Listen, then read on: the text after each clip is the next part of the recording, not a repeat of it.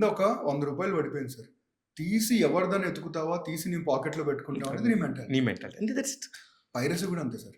మీ చేతుల్లో ఉంది. ఇప్పుడు అంటున్నారు సార్ ఒక మాట అంటున్నారు. ఏంటంటే, మా డబ్బులనేది ఇంత మా డబ్బులను దొంగతనం చేసి మీరు మీరు ఉద్ధరించుకుంటున్నారు. హీరోలు కోట్లు కోట్లు తీసుకుంటున్నారు. అందుకే మేము పైరసీలో చూస్తున్నాం అని చెప్పేది. సార్ ఫ్రాంక్‌గా చెప్తున్నాను సార్. నేను సినిమా ఇండస్ట్రీకి సంబంధించినోడిని కాబట్టి ఈ మాట చెప్పట్లా. ఒక సినిమా షూటింగ్ జరిగితే ప్రత్యక్షంగా వందల కుటుంబాలు, పరోక్షంగా వేల కుటుంబాలు భోంచేస్తాయి సార్. కరెక్ట్. మరి వీళ్ళందరూ ఏం పాపం చేశారు సార్? వీళ్ళందరికీ ఏమైనా కోట్లు కోట్లు ఇస్తున్నారు సార్? అసలు దీని గురించి వాళ్ళ గురించి మనం మాట్లాడుకోవటం అంట బుల్షిట్ అంటే ఇంకోట్లేదు. బాధ కలుగుతుంది. ఎంత బాధ అంటే నేను ఒక వీడియో చేశాను సార్. నన్ను ఎట్లా తిట్టారంటే, అది నిజంగా దొంగతనం అని చెప్తే కూడా తప్ప సార్. అది దొంగతనం సార్, పాపం సార్. అది ఎవరిదో నా లైఫ్లో అసలు ఈ బొమ్మ అనేది ఇంతవరకు నా టైప్ చేయలేదు సార్ నా జీవితం. నేనేమన్నానంటే సార్, మీరు మా కాంటెంట్ చూడకపోయినా పర్లేదు సార్. అలా చూడడం వల్ల ఏమవుతుందంటే, ఇప్పుడు ఒక సినిమా ఎప్పుడు సక్సెస్ అవుతుంది సార్? పెట్టిన డబ్బులు ఎన్నికి వచ్చినప్పుడు. కరెక్ట్. ఒక సినిమా సక్సెస్ అయితేనే అందులో నటించిన నటీనటులకైనా, దర్శకులకైనా, ఎవరికైనా ఇంకో సినిమా అంటూ ఉంటుంది. మీరు మీకు కనిపించని వాడిని దేవుణ్ణి చేసేసి మీరు వీళ్ళందరినీ కొడితే వీళ్ళందరూ ఏం పాపం చేశారు మీకు? ఎగ్జాంపుల్ సార్, మా రాజు వెడ్స్ రాంబాయ్ డైరెక్టర్ చాలా చిన్న కుటుంబం సార్. నెలకు అంటే ఇలా పిచ్చోలో తెలియదు కానీ ఇండస్ట్రీకి వచ్చి 12 ఏళ్ళు అయితే ఒక 2 సంవత్సరాలు ప్రతిరోజు ఒక పూట మాత్రమే తినగలిగే పొజిషన్లో ఉన్న దర్శకుడు సార్. 12 ఏళ్ళు కష్టపడి ఒక సినిమా చేశాడు. అలా అని మేము ఇంత కష్టపడ్డాం మా సినిమా చూడండి అని నేను చెప్పను సార్. నచ్చలేదా తీసేసేయండి. మీకు నచ్చలేదా call it as crap, we don't mind.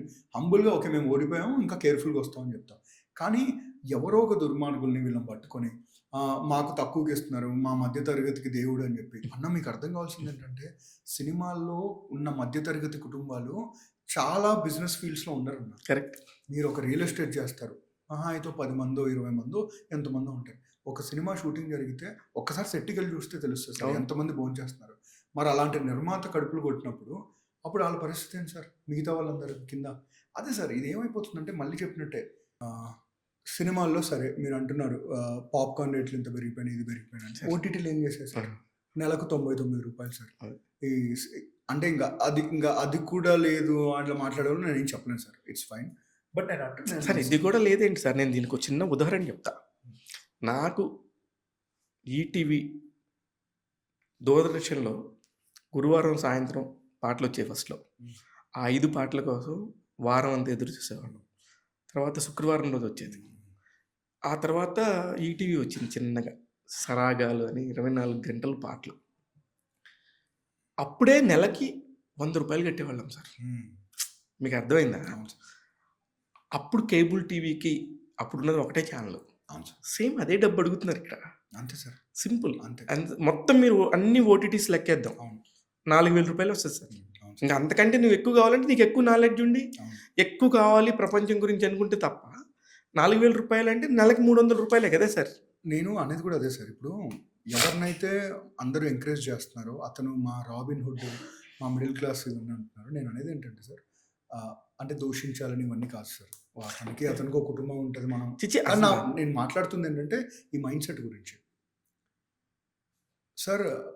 ఈ పైరసీ చేసే వాళ్ళు అందరూ ఆల్రెడీ క్లియర్గా మన పోలీస్ వాళ్ళు చెప్పారు, మీ డేటా థెఫ్ట్ చేస్తున్నారు, మీ డేటా మొత్తం దొంగతనం చేస్తున్నారు. ఇప్పుడు చాలామంది మన ఫోన్లోకి వస్తాయి సార్, ఈ లింక్ ఓపెన్ చేయండి మీకు 10,000 వస్తుందని. పాపం అంతగా చదువుకునే వాళ్ళందరూ లింక్ ఓపెన్ చేసేస్తారు, ఉన్న డబ్బులన్నీ పోతూ ఉంటాయి. ఇదంతా మీకు ఎలా వస్తున్నాయి సార్? ఇవాళ ఒక పేపర్లో ఒక న్యూస్, బెట్టింగ్ వల్ల సూసైడ్ చేసుకున్నాడని. ఇలాంటి న్యూస్లు లెక్కేస్తే సంవత్సరానికి కొన్ని వేల కేసులు. అదే సార్, చచ్చిపోయే వాళ్ళందరూ ఎవరు అనుకున్నారు? వీళ్ళు తయారు చేసిన డేటా దొంగిలించిన వాళ్ళే. నేను అనేది ఏంటంటే సార్, ఒక్క మాటతో ముగించేద్దాం సార్. ఏ మధ్యతరగతి వాళ్ళైతే ఏ మధ్యతరగతి వాళ్ళు మా మధ్యతరగతి సూపర్ హీరోస్ వీళ్ళందరూ అంటున్నారో, ఆ సూపర్ హీరోస్ ఫస్ట్ పనంగా పెట్టేదే ఈ మధ్యతరగతి వాళ్ళు.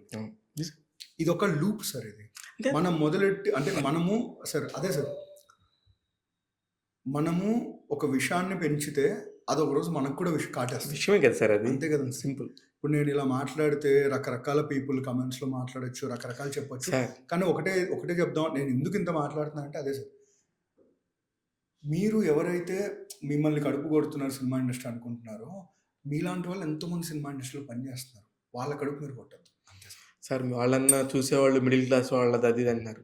ఇక్కడ సినిమా ఇండస్ట్రీలో పనిచేసేవాళ్ళు ఎంతమంది లో క్లాస్‌లో ఉంటారో తెలుసా అవును సార్? సార్. కనిపించే ఆ స్క్రీన్ మీద కనిపించే వాళ్ళే దగదగలు గాని, అవును సార్. ఆ లోపల చుట్టుపక్కల తిరిగే వాళ్ళందరూ మీకు తెలుసు, నాకు అవును తెలుసు. సార్. వాళ్ళకి కూడా తెలుసు సార్. అంతే సార్. తెలుసు కానీ జనం మీరే ఫ్రీకి చూసారు అలవాటు కదా పడిపోయారు. సార్. ఇప్పుడు లాస్ట్ 2 సంవత్సరాల్లో సినిమా షూటింగ్‌లు బాగా తగ్గిపోయినాయి. అవును. సినిమాలు చాలా తగ్గిపోయినాయి. దానివల్ల ఎంతమంది ఇబ్బంది పడుతున్నారు సార్. ఎందుకు తగ్గిపోయినాయి సార్? రెవెన్యూ వర్కౌట్ అవ్వట్లేదు. అవ్వట్లేదు. సార్ దీనికేంటి సార్ పరిష్కారం? సార్ నాకున్న అండర్‌స్టాండింగ్ ఏంటంటే, ఈ మైండ్‌సెట్ అనేది మారాలి సార్. మైండ్‌సెట్ మారేదే పరిష్కారం. కానీ నా దృష్టిలో మైండ్‌సెట్ మారదనుకుంటున్నా. కంట్రోల్ చేయగలుగుతామేమో గానీ మారదు. మనిషి అనేవాడు భూమి మీద ఉన్నంత కాలం ఈ పారాసైట్ మైండ్‌సెట్ ఉంటది సార్. అదే. ఆటోమేటిక్‌గా పారాసైట్ అనేది ఉంటేనే దాన్ని కాపాడుకోవడానికి ఇది నిరంతరం ఉద్యమమే యుద్ధమే. సార్. అంతే. దేనికంటే ఒక టైంలో మీరు తమిళనాడులో ఇవాళ ఉదయం 'రజనీకాంత్' సినిమా రిలీజ్ అయితే మధ్యాహ్నానికి డీవీడీలు అమ్మేవాళ్ళు. అవును సార్. తెలుసు సార్ నాకు. అది దాని తర్వాత ఇంకా అసలు వీళ్ళందరూ ఒక టీమ్ అయ్యారు సార్. ఈ 50, 60 మందే ఈ వృత్తిలో ఉన్న వాళ్ళే ఉన్నారు. ఈ 50, 60 మందే మళ్ళీ మూవీ రూల్స్ అని, మళ్ళీ రవి పట్టుకుంది గాని వీళ్ళందరూ కలిసి అది తిరిగింది అర్థం అందరూ వీళ్ళే. కావట్లేదు సార్. ఎందుకంటే నేను ఒక సినిమా షూటింగ్‌లో ఉన్నాను సార్. 'అనగనగా' షూటింగ్‌లో అక్కడ మలక్పేటలో ఒక చోటుంటే చిన్న పిల్లలందరూ స్కూల్ అయిపోయి వెళ్తున్నారు. సుమంత్ గారిని చూద్దామని వచ్చారు. హ్మ్. 8థ్ క్లాస్, 9థ్ క్లాస్ పిల్లలు. నేను చెప్పా, "ఈ సినిమా ఈటీవీలో వస్తుంది తెలుసా?" అంటే, "ఆ! తెలుసన్నా. మేము 90స్ చూసినాం." అన్నారు. "అవునా? ఎక్కడ చూసారంటే, మేము పైరసీలో చూసినాం." అరే! ఎందుకురా మీ ఏజ్ 8థ్, 9థ్ క్లాస్ కదా! మీరెందుకు పైరసీలో చూసారు? అంటే, "మా డబ్బులన్నీ మీరు దొబ్బేస్తారన్నా. మరి మేము ఊరికే మేము ఎంత కష్టపడితే మా నాన్న ఆ డబ్బులు మీరు దొబ్బేస్తారన్నా" అని మాట్లాడుతున్నారు సార్. నాకు అర్థం కాలేదు సార్. సో అంటే సాడ్ అంటే వాళ్ళకి so sad. Criminal mind set అప్పటి నుంచి అలవాటు ఆ చేసేసారు. చిన్న పిల్లలు ఇప్పుడు చిన్న పిల్లలంటే ఎవరు సార్? తెల్ల కాగితాలే. మనం ఏం రాస్తే అదే కదా వాళ్ళ ఫ్యూచర్. రైట్. వాళ్ళ మైండ్ సెట్లు కూడా అలా పడిపోయేసరికి నాకు అదే అర్థం కావట్లేదు ఇంకా. I think there is no end sir. ఇవాళ ఒకతను దొరికాడు. రేపు ఇంకొకటి దొరుకుతారు. ఇది నెవర్ ఎండింగ్ సార్. ఇలాంటి వాళ్ళందరి మధ్యలో కష్టపడుతూ, కాపాడుకుంటూ సినిమా తీసుకొచ్చి సక్సెస్ చేయడం అనేది ఒక ఒక అదొక ఉద్యమం సార్.